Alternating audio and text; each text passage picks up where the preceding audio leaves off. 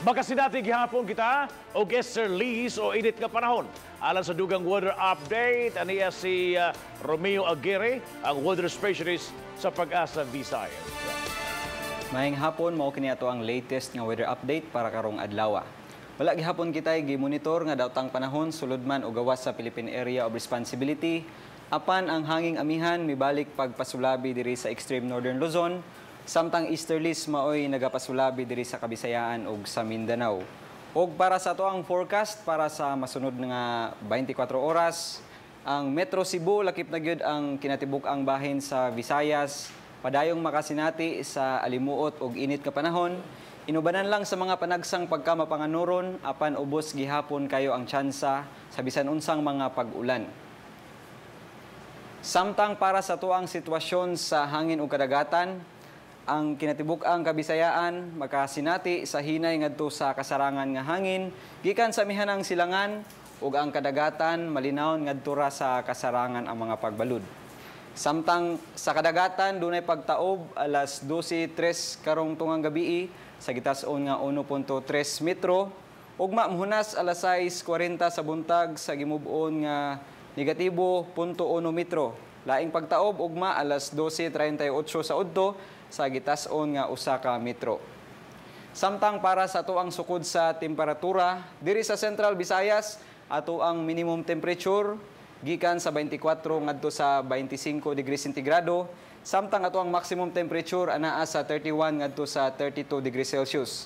Sa Eastern Visayas, ang ato ang temperatura minimum temperature duna sa 23 ngadto sa 24 degrees centigrado, maximum anaa gihapon sa 31 degrees Celsius.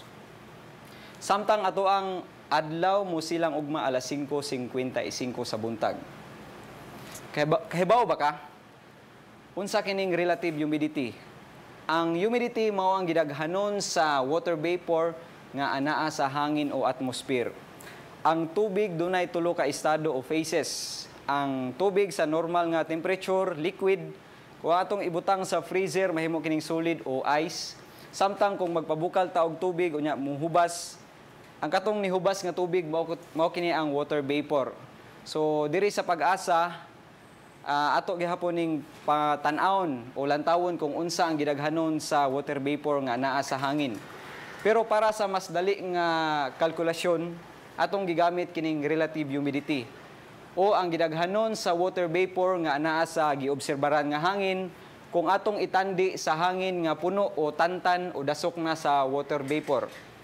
Para mas daling masabtan, doon na kita imahe nga nagpakita sa diferensya sa hangin nga dunay 95% relative humidity kung itandi nato sa hangin nga dunay 10% nga relative humidity. Kung ato ning assume nga kining lingin mao ni kini ang water vapor o ang alisngaw o kining gaseous form sa tubig, kung mohapit na gani 100% ang ato ang relative humidity, buot pasabot hapit na mapuno ang hangin og water vapor o gaseous form sa tubig. Samtang ang ato ang relative humidity kung 10% lang, gamay ra kita og water vapor nga makita sa hangin. Kini manggong water vapor o relative humidity usani nga basihan nato kung duna bay pag-ulan o wala sa usa ka adlaw. Mas taas ang relative humidity, mas taas pud ang tsansa sa mga pag-ulan kay kining water vapor mao ni ang mahimong dag-om o kung muripe gyud mahimo kining mga pag-ulan nga usahay gani dunay mga pagpanugdog og kilat. Og karon kahibaw na ka unsa kining relative humidity.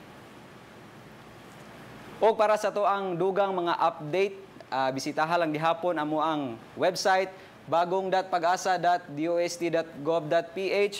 Ingon man amo ang mga social media accounts diri sa YouTube, sa Facebook ug sa Twitter. Gikan diri sa Pag-asa Mactan ug para sa Balitang Bisdak, kini si Romeo Aguirre og maayong hapon.